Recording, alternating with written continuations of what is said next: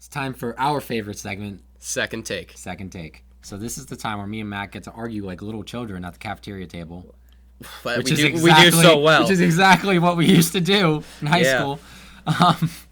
So this week's topic is, what was a bigger swing or miss in the draft? Daniel Jones at number 6? Or Rashan Gary. Whew.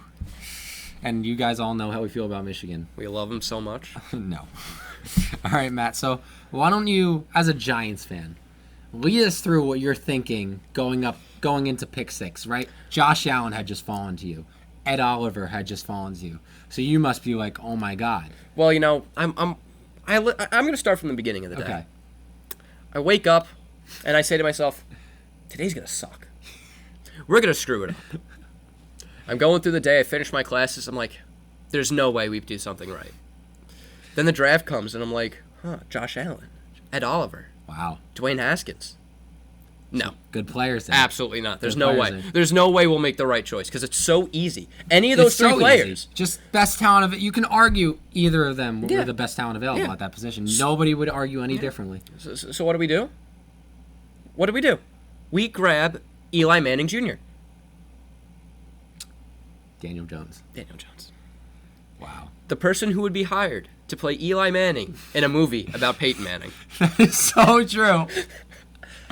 Oh my God. He's got the face and everything. He does. He looks lost. Did you see the side-by-side pictures? Oh yeah. Of him. He's already got the He's already got the Manning face down. Oh, that's so perfect, though. Yeah, that's such a Giants move. Yeah, but I was like, there's no way we won't screw this up. Yeah. Yeah, it's like, you know, you're driving in the Super Bowl, you're on the 1 yard line, you're like, there's no way we can screw this up? No, this was the opposite. We knew we were screwing it up. We were throwing that ball on the 1 yard line. We knew he was getting picked. So Rashan Gary. Just had to throw that one in there. Ha, I see what you did there.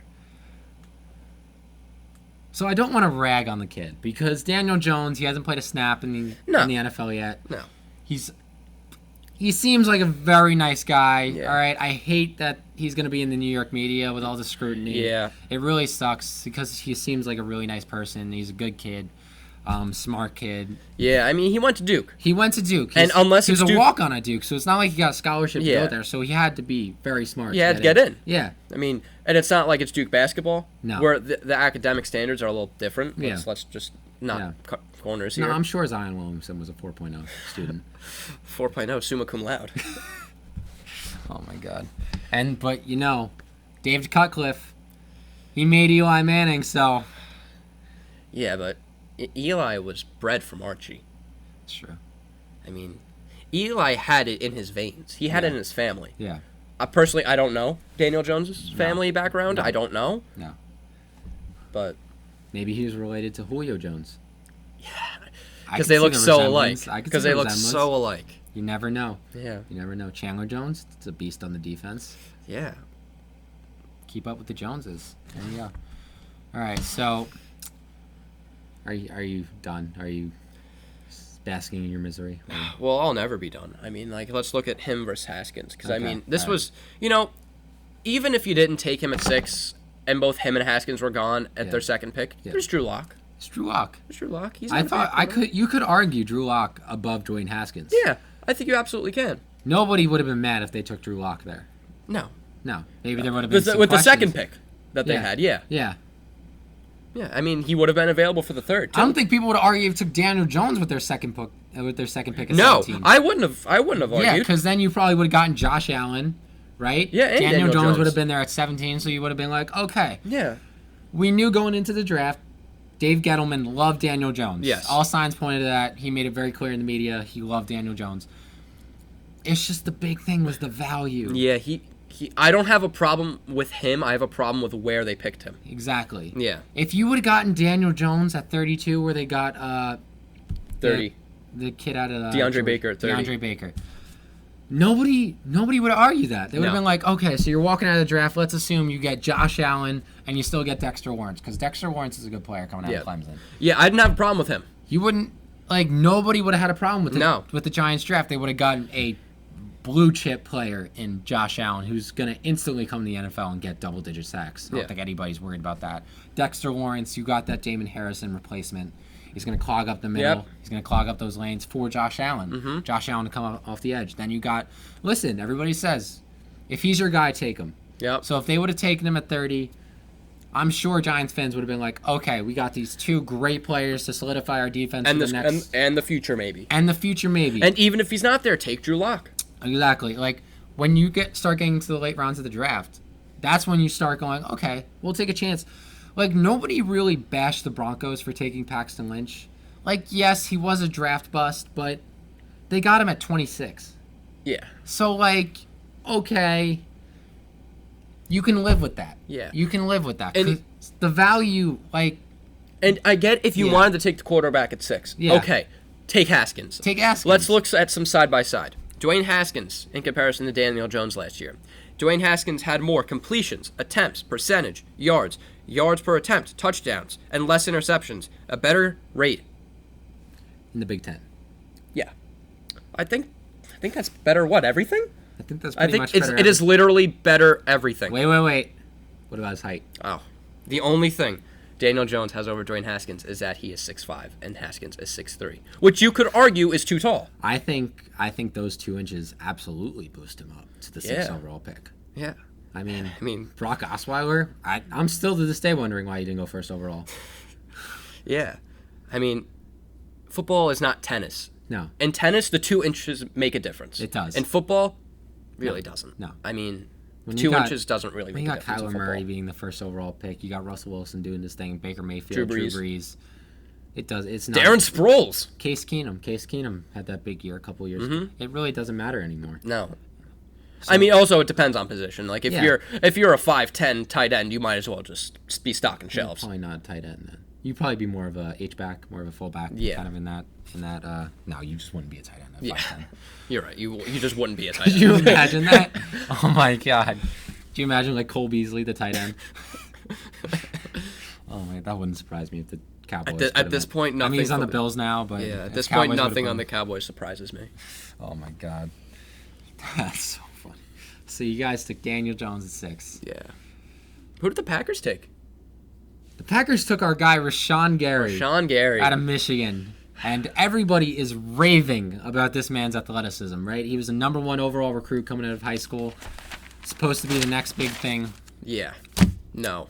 No, he did not. No. He was selected 12th overall by the Green Bay Packers. And what do the Green Bay Packers need more than anything on their defense?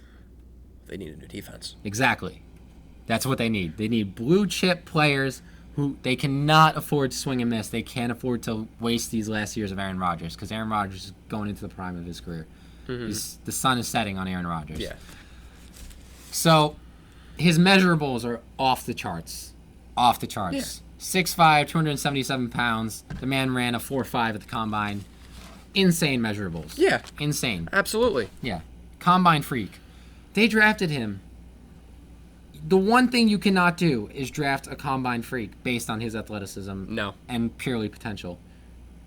The Raiders used to do that. Darius Hayward-Bay, how'd that go for them? Not great. No. Not great. Not at all. No. John Ross. Ooh, no, not a good one. I mean, Montez Sweat was a combine freak. Montez Sweat, but he put up production in college. He did put up production. He had double-digit sacks. He was kicked off of Michigan State. Did you know that? He was kicked off Michigan State. They kicked him off the team. Wow, and they kept Malik McDowell. Yeah, don't ask me how that happened, but it happened. Me and him have a mutual hatred for Malik McDowell. Yeah. Getting back to Rashan Gary. He never dominated a game in college. No, he did not. Can you point to a game where Rashan Gary was just like, if he has this game? There was that one highlight, and I think it was against Western Michigan, where it's like the 3 linemen, But and that's the thing. It's one play. it's one play, and it's Western Michigan. Yeah. Like, I'm not taking anything away from Yeah. Western Michigan, but they're Western Michigan, and they're Exactly. not the same team that they were Yeah. when they had Corey Davis. Yeah. You saw flashes. You saw flashes maybe here and there, but not enough to say he's the 12th overall pick in the draft. Not No. enough. Not enough at all. Okay? Like, there are people you can point to. Solomon Thomas, even though he hasn't really panned out in the NFL, but he still has time left. That bowl game Yeah. destroyed. Who'd they play in that bowl game? I can't remember, but all I remember is I was not a big into college football at that time. I turned on that game, And I said to myself, who the heck is number 90 on Stanford? Yeah. Because he was just All wrecking over the that place. entire game. He was all over the place, and he ended up being the 3rd overall pick in 2017. And that's justified because the team was like, if we can get this game out of him. That was when the Bears traded up, right? That was when the Bears traded up 1 pick to pick Mitchell Trubisky. Who they would have gotten anyway. Who they would have gotten anyway. And you know who also went in that draft? Who? Patrick Mahomes. Oh. Deshaun Watson. Oh. Anyway, getting back to Rashan Gary. According to Pro Football Focus, he only had a 60.9 pass rush grade on definite passing downs. So a definite passing down is like 3rd and long, Yeah. 4th down. So when Michigan knew the other team was throwing the football, he had a 60.9 pass rush grade out of 100. I don't think that's good. That's not good at all on somebody who is just supposed to be a pure pass rusher. Yeah, that's a little disappointing. That's very disappointing on somebody who is that highly touted. And he had, in those situations, he had 9 quarterback pressures, no sacks. So when he knew the team was throwing the football, he had no sacks and 9 pressures. That is your 12th overall pick. That's not that good. No. Considering that, what do they play, 12 games? They played 12 games. Yeah, because Now, he only played 9 games last year because of a shoulder injury. These are his stats from last year. 9 games, 38 tackles, 3.5 sacks. That's not... So he played 75% of the season, Yeah. and he had 3.5 sacks. How many tackles did you say? 38. 38. That's not great. That's not That's good. 4 tackles per game. 6.5 tackles for loss. Yeah, that's not... No. No. No. It's no. Maybe a 2nd-round pick? Okay, but then you're If thinking... you would have taken him all late first, I'd understand why. I would understand. I would say he's definitely a first-round pick, but just not at 12. I thought he was going to fall dramatically like DK Metcalf fell in the draft. I thought that was going to be how Rashan Gary fell. And Well, DK Metcalf was a combine. he was a combine freak. Yeah. And then the Seahawks were like, all right, his value's too good, right? By the way, I love that we got DK Metcalf, or we did. Well, you kind of needed some help It's in gonna the be a wide receiver I department. know, we lost Doug Baldwin. Tyler Lockett's going to be great, though. Tyler Lockett will be good. Russell Wilson had a perfect passer rating throwing to him last year, which Yeah. is just crazy. Getting back on topic. Yeah.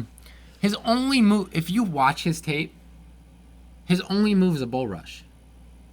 Yeah. That's it. He doesn't have a spin move. He doesn't have a swim move. He is the epitome of pure athleticism. Mm-hmm.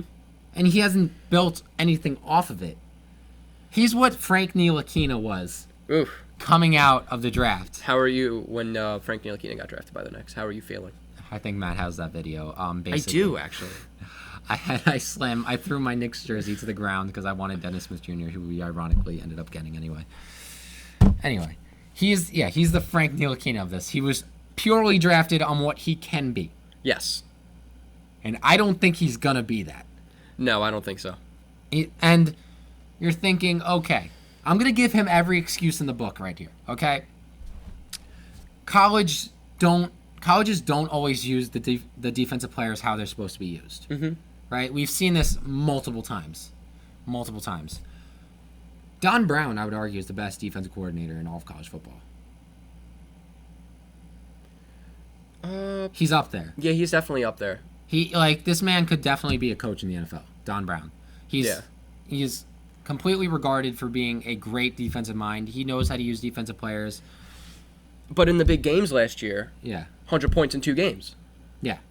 So is it that his division doesn't have great offenses besides Ohio State, Yeah. which is definitely true. I mean, Michigan Yeah. State's offense was pure garbage last Yeah. year. Penn State, We didn't do great against Michigan. no, you didn't. No. So, we play Ohio State. Oh, we play Florida. Those are 2 top 10 teams, 100-plus points. And they got destroyed by Notre Dame. Yeah. But it's not because Don Brown wasn't putting them in the right defenses. It's just because Rashan Gary, a good pass rusher, can change a game. Absolutely. Myles Garrett, ever since the Browns took him, he took their defense from bottom of the NFL, now top 10. They were 10th in the NFL last year. That's what one pass rusher, and Rashan Gary, I would argue, was hyped up as much as Myles Garrett was. Absolutely. Right? Absolutely. Because Myles Garrett was hyped up to be the next great pass rusher. Rashan Gary, throughout his entire college career, it was, okay, this kid is the next great one. But when is he going to take that step? When is he going to take that next step? We thought it was going to happen this year. It didn't happen this year. So now we're just like, he was purely drafted on, okay, this kid needs to take the next step. Because if he takes this next step, he's top 5 in the league every year. And I don't know this for sure, but I'm pretty sure the Packers run 3-4. They do run 3-4. So Mike Daniels is gone. Yeah. So, okay, let's just double Rashan Gary. Yeah, I know. And that's another thing that I wanted to talk about. Joey Bosa, his last year at Ohio State, he didn't put up the same production he put up his second to last year. No. Do you know why? I don't off the top of my head. Because he was being triple teamed by every single team he played, double and triple teamed. Sounds about right. But yeah. So, like, I remember texting you after the Chargers took Joey Bosa third overall, like, oh my God, they made the biggest mistake of their lives because Joey Bosa had like 7 sacks that year. And I was like, they took him at third overall. He didn't have the production. He was worth it. But he was incredibly worth Yeah. it. And then I went back. If you go back and watch his tape, you realize that, no, this guy was being double teamed every single play. And the same thing with Nick Bosa. Nick Bosa got treated the same way. Mm-hmm. Rashan Gary was not double teamed. No. Because they couldn't double team him. You know why? Because they had a better pass rusher on the other side in Chase Winovich. Mm-hmm. They had Devin Bush, who could come through up the middle at any point. Mm-hmm. This man was single covered every time by an offensive tackle. Except for that one play against Western Michigan. Except for that one play where he got through 2 players in Western Michigan. I thought it was 3, not going to lie. I thought it was 3. It might have been. It might have been 3. And just destroyed, which I can guarantee you the Packers probably watched that play And we're like, 50 million times. That's like, our guy. That's our guy. But you can't go off of one play. Like, no, you this cannot. man. Okay. That's like drafting David Tyree off of the helmet catch. Exactly. It's like drafting Chris Matthews off the Super Bowl. Mm-hmm. You can't do this. His best season was 2017, where he played all 13 games that year. 58 tackles, 11.5 tackles for loss, 5.5 sacks, and only 1 forced fumble. That's still not. So he's not really changing the game. No. He's not influencing the game, and as much as he should. Do you know the last time a defensive player was taken in the first round? I mean, a pass rusher was taken in the first round with as little sacks? Because the most sacks he ever got in his college career was 5.5 in one season. Do you know the last time a defensive player? No. The last pass rusher to be taken in the first round with that little amount of sacks was Ezekiel Ansah with 4.5 at BYU. Wow. In 2013. And do you know when he started playing football? I'm assuming it was at BYU.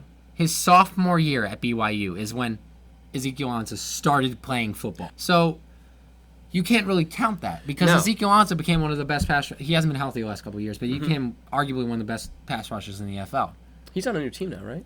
He's on the Seahawks. That's the what I Seahawks thought. signed him, and I'm very excited about that signing. I think the Seahawks should sign Mike Daniels on a completely unrelated note. Yeah. I saw that and I thought of you. Not gonna lie. I thought of that. I thought we were going to sign him right away because You need lost it. Jaron. You need it. We lost Jaron Reed, who, if you guys don't know, he had 10 sacks last year. He's one of the best defensive tackles in football. He's very underrated. He's very under the radar.